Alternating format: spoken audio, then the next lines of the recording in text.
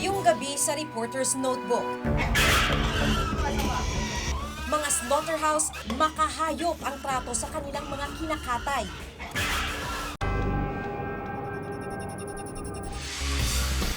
Buhay ng mga basurero ng karagatan, nanganganib.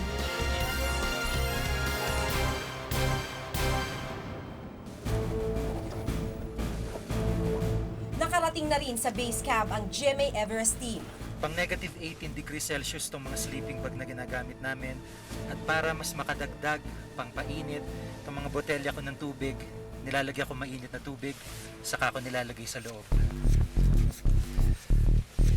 Paano nga ba sila mamumuhay sa gitna ng napakalamig na kabundukan? Personal naming inalam, Sinaliksik ang bawat anggulo. bawat detalye kinumpleto. Ang lahat ng yan ay nakatala Sa sa Reporter's Reporter's Notebook.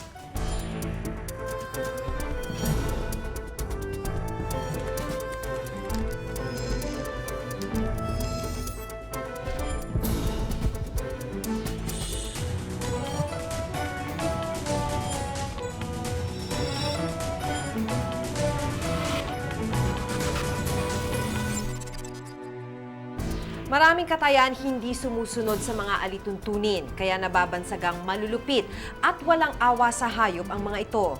Ano nga ba ang wasto at makataong pagkatay sa hayop?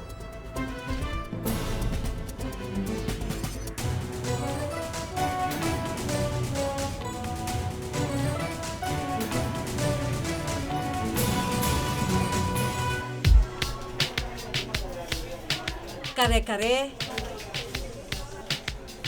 sinigang,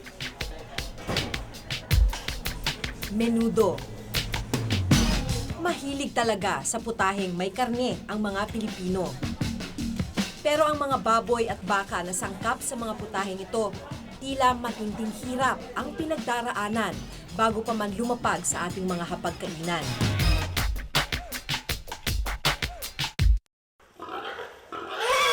Noong nakaraang buwan, iniulat ng Reporter's Notebook ang makapanindig balahibong sitwasyon sa isang slaughterhouse sa Bacolod.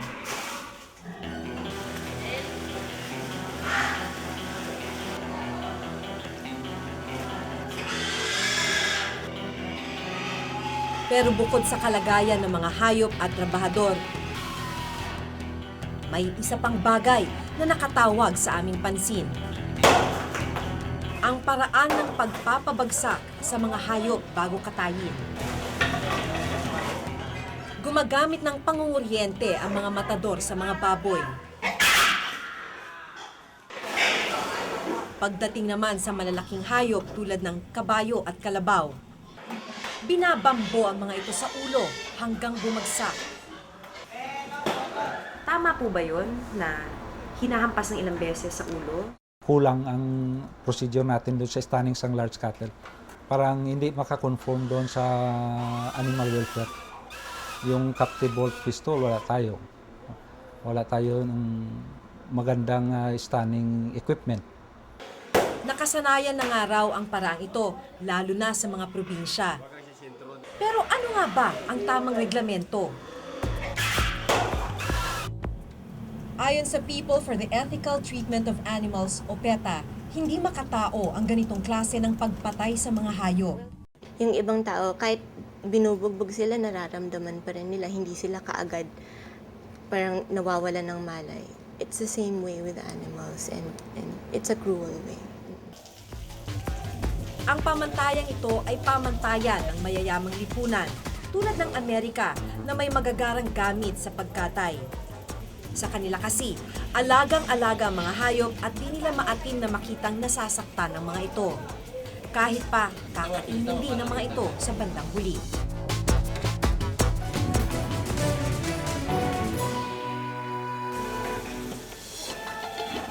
Ilang beses sasaksakin ang ulo ng hayop bago ito tuluyang bumagsak.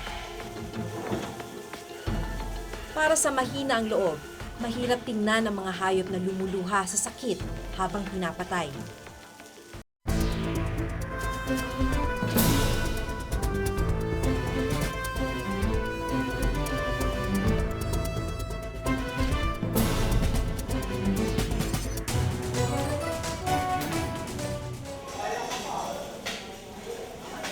Sumibot kami sa iba't ibang bahay katayan sa Kamaynilaan upang alamin kung ano ang karaniwang kalakaran.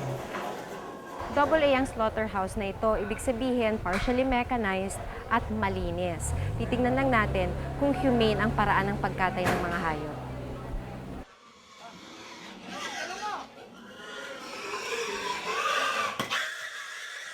Sa atin, gamit pa rin ang karamihan ng tradisyonal na paraan ng pagkatay sa baboy at baka, tulad ng pamumukpok ng ilang ulit. Sanay na sanay ang mga mataderong naririnig ang hiyaw ng pinapatay na hayop. Ang problema, hindi sa lahat ng oras ay nawawalan agad ng malay ang mga ito. Kaya ilang pukpok pa ang kakailanganin bago sila tuluyang mahilo. From the start, may effect na yan sa quality ng karne. Kung pinapahirapan, Pangit ang karne na lalabas. pangit ang karne. Pero kayo po, bakit pukpok pa rin po dito sa slaughterhouse na ito? So far kasi, mostly ang mga slaughterhouses na private, kaya ganito pa rin ang kanilang method dahil hindi pa sila nakakapag-upgrade ng stunning. Kasi medyo mahal ang stunner. Pagdating naman sa malalaking hayop, isang kutsilyo ang ginagamit. Ang mahirap naman sa paraang ito, kung hindi sanay ang gagawa, ilang beses sasaksakin ang ulo ng hayop bago ito tuluyang bumagsak. Para sa mahina ang loob, mahirap tingnan ang mga hayop na lumuluha sa sakit habang pinapatay. Tinanong namin ng isang inspector sa lugar kung wasto ang ganitong proseso ayon sa kanilang pamantayan. So sa tingin niyo po yung paraan po ng pagkatay, humane? Yan ho ang ano natin, hindi natin maiwasan yung Ano po yung hindi maiwasan? yung humane ano ho ng natin. Hindi ho natin maiwasan yung pag-ano ng ang paggamit ng yung stunning ng Sa isang slaughterhouse naman sa Quezon City, tubo rin ang ginagamit sa pagpatay ng hayop. Tulad ng sa naunang bahay katayan. Kung minsan ay halos mabasag na ang bungo ng mga baboy sa dami ng palo bago mawala ng malay. Hindi nila maabot yung standard na yung human slaughtering talaga kung pokpok ang gagamitin. Pero okay lang po. Pero okay lang yun. Kasi dito lang naman sa Metro Manila yun. Iba rin ang pamantayan sa pagkatay sa isang slaughterhouse sa Tondo. Para sa kanila, mas makatao kung gagamitan ng stunning gun ng mga hayop para matulala ang mga ito at halos di na mararamdaman ang mga saksak. Ito na pong ginagamit namin. Dahil ito po, pag oras na ginanyan sa baka to, dito sa pinakaano, talagang totally pagbagsak niya, wala siyang alam. Talagang, kasi ang sentro sa pinakautak eh. Kaya doon natin nagamit ng, pinatay namin siya pero sa napakagandang paraan. Wasto man ang paggamit ng stunning gun, hindi lahat ng slaughterhouse ay may kakayahang bumili nito. Kasi mahirap ding i-procure yung mga stunner kasi imported siya eh. So far, wala pa napafabricate dito sa Philippines. Pagdating naman sa mga baboy, kinukuryente nila mga ito para mawala ng malay. Ito na raw ang pinakamabisang teknolohiya para di magdusa ang mga hayop. Sa aming nakita, iba-iba ang pamantayang sinusunod ng bawat slaughterhouse sa pagkatay ng hayop. Nila hindi malinaw o di kaya hindi nasusunod ang tamang reglamento. Ang pagpalo ay isa sa hindi accepted na pamamaraan sa pag-stun o pagpatulog sa hayop. Hindi namin inaalaw yon. Kaya lang, dito sa case nitong nangyayari sa mga slaughterhouse, ang nangangalaga dyan is the National Meat Inspection Service. I cannot say it's not allowed. We discourage. Kasi pag sinabi mo kasing hindi allowed, talagang totally wala eh. But hindi siya maganda. Hindi ko sayang bawal kasi we're still allowing it because we didn't have other alternative. May mga batas na pumuprotekta sa karapatan ng mga hayop. Sa ilalim ng Animal Welfare Act, itinuturing na cruelty to animals ang pagpapahirap sa mga ito bago katayin. Sabi nga ni Gandhi, a nation could be gauged by the way it treats its animal. Kaya kung pangit na yung treatment mo sa lower form of animal, what more kung gagawin mo sa isang higher form, which is a human. Pero 8 taon matapos itong maipasa, wala pa ring nananagot. Iba-iba ang gawain at iba-iba rin ang pag-unawa sa wastong pagtrato sa mga hayop na kinakain natin. Patunay na kailangan pa ng kaalaman tungkol sa paghahayupan na dapat sundin. Ang maayos na pagkatay sa hayop at ang malinis na pagbibenta ng mga ito sa mga palengke. Ako si Maki Pulido at ito ang nakatala sa aking Reporter's Notebook.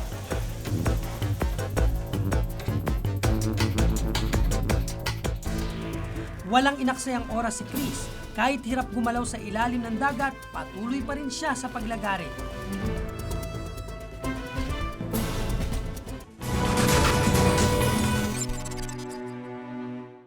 Para sa mga taga-Camiguin sa norte, magkakakitaan ang mga lumubog na barko sa karagatan. Pero mapanganib ang trabahong ito. Ang buhay ng mga mambabato o sea scavengers sa report ni Cesar Apolinario.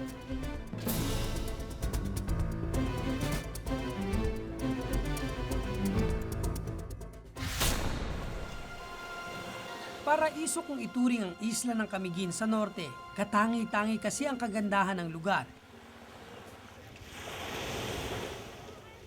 Isa ang Camiguin sa 5 isla na bumubuo ng Babuyan Group of Islands.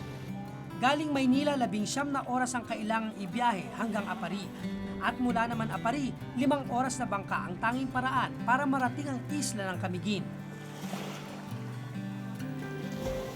Bihira lumuwas sa mga tao dahil sa layo ng isla sa Apari. Delikadong magpabalik-balik sa isla dahil sa laki ng mga alon at sa pabago-bagong panahon. Tuloy karamihan sa kanila nagtitiis sa hirap sa isla.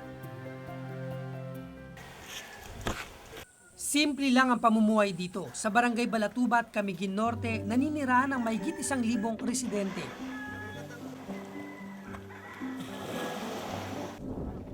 Karamihan sa mga residente umaasa sa biyayang hatid ng dagat, kaya pangingisda ang pangunahing hanap buhay dito. Pero bukod dito, may itinuturing pang ibang biyaya ang mga residente. Mga bakal sa ilalim ng dagat na hindi na nila kailangan pang bingwitin o paghirapang hulihin. Bukod sa pangingisda na pangunahing pinagkakakitaan ng mga residente rito sa isla ng Camiguin, nagiging kilala na rin ang pambabatok o yung tinatawag na ship salvaging, kung saan 50% ng mga mangingisda rito, yun ang trabaho. Araw-araw nagtitipon tuwing umaga ang mga tinatawag na mambabatok. Sila yung kumukuha ng mga bakal na nasa ilalim ng dagat dito sa pampang ng Barangay Balatubat. Nang magpunta kami doon, maganda ang panahon kaya nagdesisyon ang grupo ni Chris Tugade na sumisid at manguha ng bakal.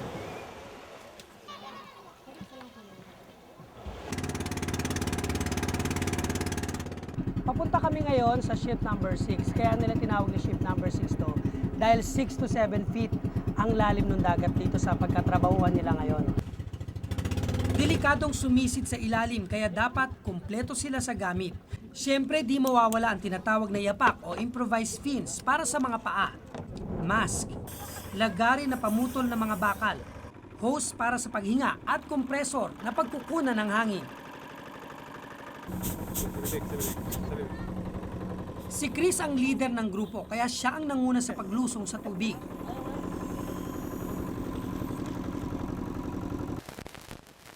Madalas niyang sisirin ang bahaging ito ng dagat dahil mababaw lang ang tubig, tanaw agad ang lumubog na barko ng World War II. Walang inaksayang oras si Chris. Kahit hirap gumalaw sa ilalim ng dagat, patuloy pa rin siya sa paglagari. Dahil kaunti lang sila sa grupo, kailangang maging kontento na sila sa maliliit na bakal.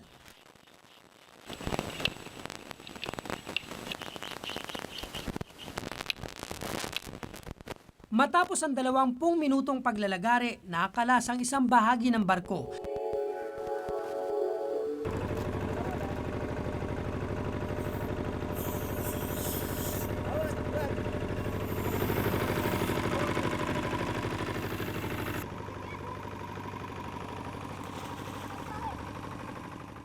Sa nakita ko sa ilalim ng dagat, hindi katakatakang maengganyo ang sinuman para mambato. Ika nga easy money dahil hindi nahahabulin ng pera, gaya ng ginagawa sa mga isda. Matapos ang isang oras sa paglalagari, nakaipon ang grupo ng halos 70 kilo ng bakal. Aminado si Chris sa delikado ang pambabatok pero wala raw siyang magawa lalo't hirap sila sa buhay. Para sa akin po naman hindi naman po delikado kasi nag-iingat naman po kami. Dito po sa Camiguin talaga wala naman po kaming ibang mapagkukunan ng ibang ikinabubuhay namin dito kundi dito sa lupa at saka dito sa dagat. Hindi na nila mabilang kung ilang bakal na mula sa barko ang nakuha pero kitang-kita sa itsura ng barko na ilang beses na itong nasalvage o kinuna ng bakal. Bukod sa ship number 6, may 3 pang barko ng World War II na pinagkukunan ng bakal ng mga mambabatok sa Camiguin.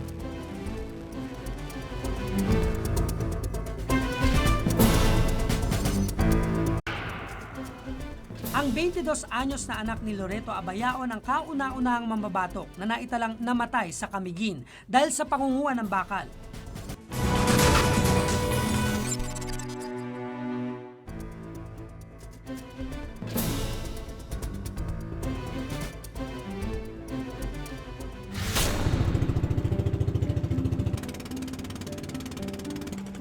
Ito yung ship number 22. 30 feet ang lalim nitong site na ito. At kahit malalim at delikadong sisirin, pumupunta pa rin dito ang mga mababatok para kumuha ng bakal. Dito nakilala ko ang isa pang grupo ng mga mambabatok. Kumpleto rin daw sila sa gamit. Bukod sa pang-dive, mayroon pa silang mga drum, pang-angat na malalaking bakal. Kwento ni Randy, mas delikado rito pero mas malalaking bakal ang makukuha. Yun nga lang kalaban nila, ang lamig sa ilalim. Mapagod ka rin maglagari. Tiyaga lang para makakuha ng bakal. Kaya kami manisid ng bakal para may pambili ng pangkain, panggasto. Matapos ang 2 oras, lumitaw na ang pinakahihintay ng grupo ni Randy.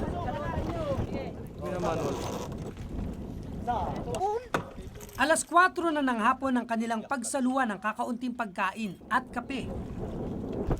Sabi ni Randy, ganito ang pangkaraniwang eksena ng mga mambabatok. Ayon sa kasama kong diving expert na siya ring tumayong underwater videographer para sa storya, delikado ang ginagawa ng mga mambabatok. Pag naglagari ka sa ilalim ng tubig, task clothing yon, although sinasabi nating lagari, kasi mas marami kang hangin kinukonsumo, mas maraming nitrogen pumapasok sa katawan mo. And for them, kaya siya delikado, hindi sila knowledgeable and experienced doing salvaging. Sabi ni Kiko, sa gamit ng mga mambabatok, di malayong may mamatay sa kanila anumang oras. Dalawang klase ng decompression sickness na very very serious, yung air embolism, yun yung pag yung air bubbles pumasok na sa bloodstream mo. Pag pumasok sa bloodstream mo yon, pwede niya i-block yung flow of blood mo kasi nasa bloodstream mo na eh. Yung isa pang delikado yung mediastinal emphysema. Yun yung bubbles na kino-compress na yung chest mo and it compresses the heart. Ang 22 anyos na anak ni Loreto Abayaon ang kauna-unahang mambabatok na naitalang namatay sa Camiguin dahil sa pangunguha ng bakal. Oktubre 2005 nang bigla na lang nawalan ng malay si Jason at nangisay habang nasa ilalim ng tubig. Pag-angat sa ibabaw, nawala na ito ng malay at agad namatay. Ibagami nga hanya ag trabaho kas jay, ta madadaal ti bagina. Kapilitan niya inaklat ag trabaho kas jay kunana ta kayat na makabasa dagi jadi na. Tawan pagbasa da. Kung si Loreto ang tatanungin, tutulos siya sa pambabatok ng anak pero wala siyang magawa dahil tulong din ito sa pagpapaaral ng dalawang kapatid. Dahil sa pagkamatay ni Jason, pansamantalang ipinahinto ng Coast Guard ang pambabatok. Subalit, patuloy pa rin ito ngayon. Alam namin yan pero pinayagan ni Mayor yan. Wala kaming kasi kapag nag-logout naman sa amin, meron na silang permit na galing sa barangay. Barangay ang nagbibigay ng permit na ibinta sa apari para meron daw sila pangbili ng pagkain. Ngunit sa sistema ng kanilang paglusong, tila hindi pinag-uukulan ng pansin ng kinaukulan ang seguridad ng mga mambabatok. Hindi kailangang lokal na pamahalaan sa pambabatok kahit ito ay pinagbabawal. Depensa nila pagbigyan na lang daw ang mga maninisid. Yung mga tao, mas mabuti na lang yung naghahanap buhay ng marangal at saka sa matinong paraan, kaysa you run after them. Kung ma-organize sana itong mga tao na to, they organize themselves, they can seek assistance from the provincial government. Mula sa Camiguin, ibinabiyahe ng 5 oras patungong Apari ang mga bakal. 10.50 kada kilo ang bentahan. Sa loob ng 3 linggo, 3 tonelada ang kanilang nabebenta. Kulang-kulang 3,000 raw ang hatian ng grupo. Kumpara sa pangingisda na dumidepende ang kita sa panahon, sa pambabatok, 250 kada araw ang kayang kitain. Sa laki ng mga barkong lumubog, madami-dami pa ang bakal na maaaring kunin mula sa dagat. Pero ano ang kasiguraduhan ang kaligtasan ng mga mambabatok sa bawat sisid nila? Ilang buhay pa ang malalagay sa alanganin bago bigyan ng pansin ng mga kinaukulan ang panganib sa trabahong pinili nila. Mabigyan lang ng pagkain sa pagkainan ang kanilang pamilya. Ako si Cesar Apolinario at ito ang nakatala sa aking Reporter's Note.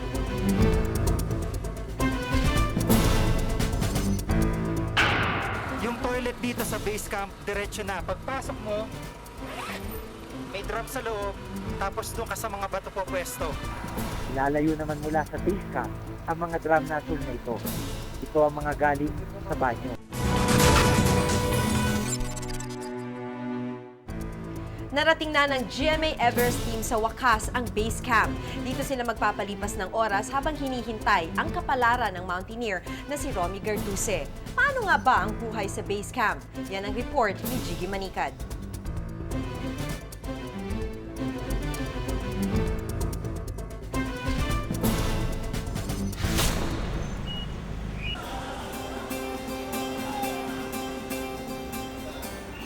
Jiggy, isa na po natin. Garduse. Isang buwan na nakakalipas mula ng simula ng GMA Team Everest ang pagtuto kay Romy Garduse sa kanyang pag-akyat sa Mount Everest. Last tea house bago mag-Everest base. Nauna ng ilang linggo si Romy upang masanay sa klima at manipis na hangin sa base camp na Mount Everest. At kami namang tatlo kasama ang aming mga guide o Sherpa sumunod na rin sa base camp. Tila desyerto ang tanawin. Walang ibang makikita maliban sa mga bato, yelo at lupa. Mula dito sa pwestong to, abot tanaw na natin yung base camp. Tatapos na yung 11 araw na paglalakad at mahigit 100 kilometro mula sa Lukla papuntang base camp. Yung mga ilang araw nating hirap ng paglalakad, parang masusuklian na ng ginhawa. Nakaapak na rin ang GMA Team Everest sa base camp.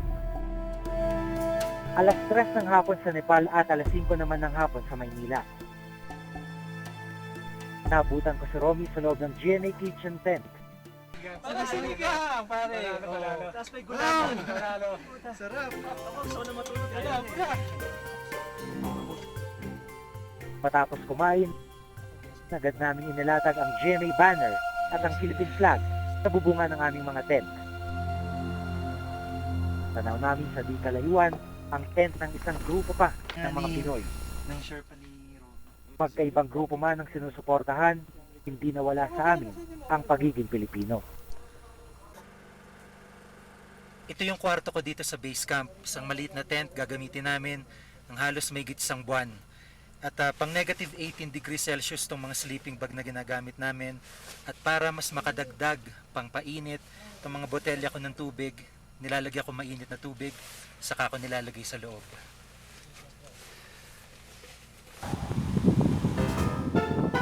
Kinabukasan, espesyal na pagkain Pinoy ang almusal namin.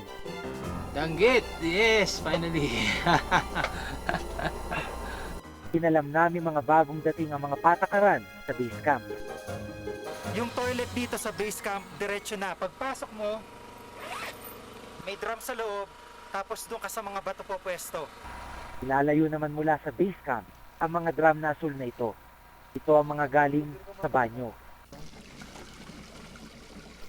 Sa isang butas sa frozen lake, kumukuha ng tubig inumin ng mga tao dito sa base camp. Para sa taong ito, ang frozen lake na ito ang kanilang supply ng tubig.